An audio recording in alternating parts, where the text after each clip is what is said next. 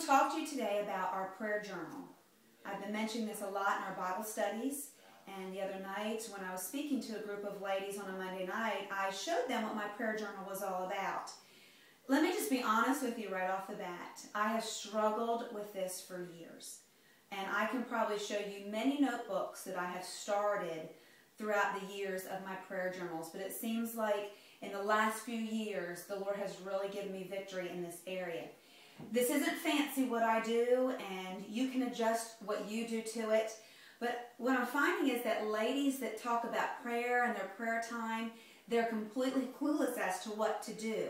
And so sometimes it just takes someone showing you just their organized way of doing it, and that way you can truly pray for people.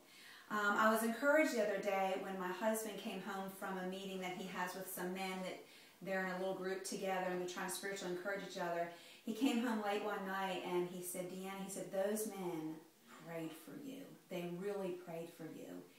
And I was so touched by that, because how often do you really know that there's people praying for you? And so when someone comes to me and says, "Deanna, will you pray about this for me, or will you pray with me on this, or will you pray for me?" I really like to do that and take that very seriously. So this is what I've come up with. One of the things I do before I start into just my journal of my request is I have this little 3x5 cards, and if you know me, you know I'm very much into this. And I just have a few things here that I read over, I pray back to the Lord to get my heart, my mind into an attitude of prayer. One of the things I have written up here, it says, "Show me your glory. Did I not tell you that if you believed, you would see the glory of God?" And so I just go into my prayer time believing that if I am in His will and I am praying His will, He is going to answer me. He's promised me that. I have quite a few different things. They're not just verses, but I confess who you are, omnipotent maker of heaven and earth, the one who sees and knows. I acknowledge who He is. And I spend some time, when I first get on my knees in prayer in my closet, I spend some time in worship. And I just kind of lavish love on the Lord. Sometimes I just sing to Him. Sometimes I just go down a list of His attributes. And it's not really what He's done for me, but just who He is. I just lavish on Him and adore Him. Then after that, I do go into my confessional time.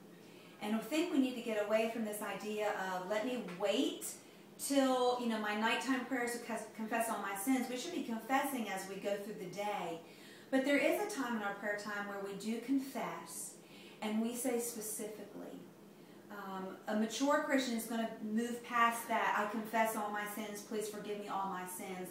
They will start naming those sins. And there's just things like the sin of pride that creeps up in me every day, and I think it does in most people. And I try to confess the sin of pride every day, just for the Lord to keep me humble, to help me make humble decisions and walk in a humble way.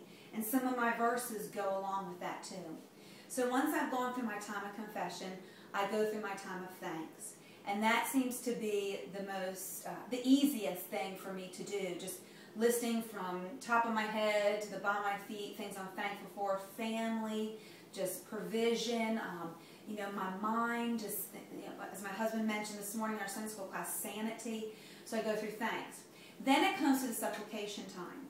And I had a lady just tell me this past week that she does not pray for herself.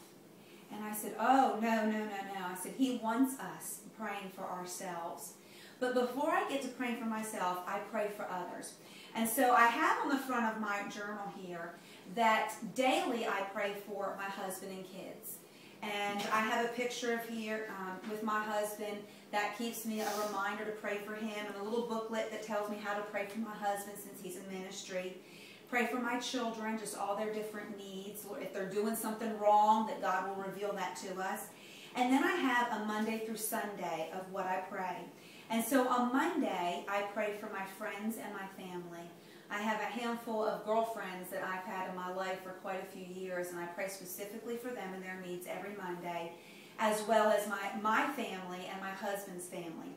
Tuesday, I pray for the Women's Life Fellowship team and Bible clubs. You say, what are Bible clubs? Well, they're just these little kids that we adopted at Centerville, and I have their names on here, and our church goes to them on Tuesdays So I pray for my 4 kids on Tuesdays that the Lord will just work in their life and save them if they're not saved already. Wednesday, I pray for all the Bible study requests that we get from AM and PM Bible studies. The ladies that submit prayer request forms, I pray for those on Wednesday. On Thursday, I pray for my church and my pastor, and I keep a picture of my pastor and his family in here, and I pull that out, and I pray for each of his children and his wife, and that the Lord will just bless them and put a hedge about them as a pastor's family. I pray for Under His Wings, the ladies I help at Under His Wings and teach Bible study to. I have little cards on each one of them that they fill out with their prayer requests. I pull these out and I pray for them every Thursday.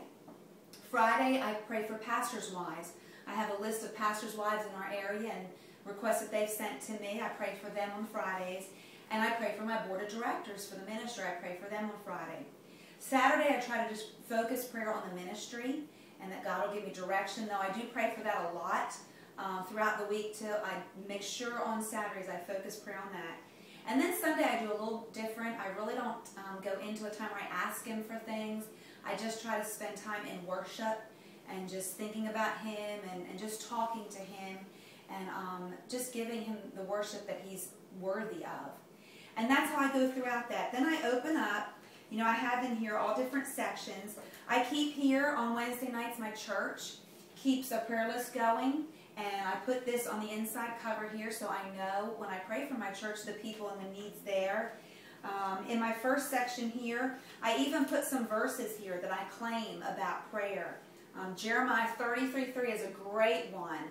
You know, Lord, you said if I call out to you, you will answer me. You will show me great and mighty things that I can't even imagine.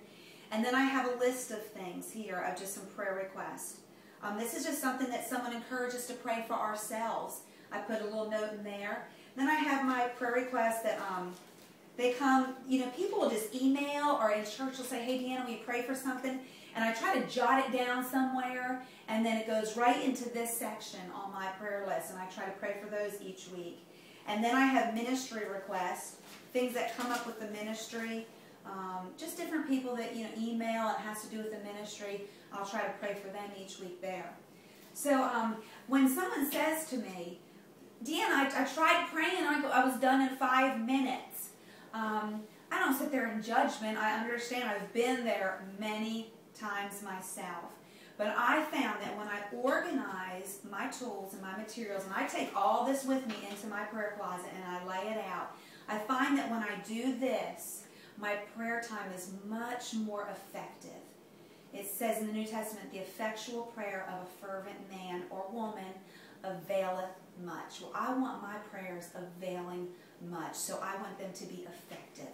So I encourage you, buy you a cheap notebook, get you a little 3x5 cards with some verses, get some reminders of the people you want to pray for. I said, get a picture of your pastor, pray for your pastor. Get a picture of your husband, pray for your husband, your children. Get some reminders there of things you need to be praying for. And just start praying. It's the hardest thing we Christians have to do, but it is the thing that gives us the most power and the most peace. So, start your prayer journals.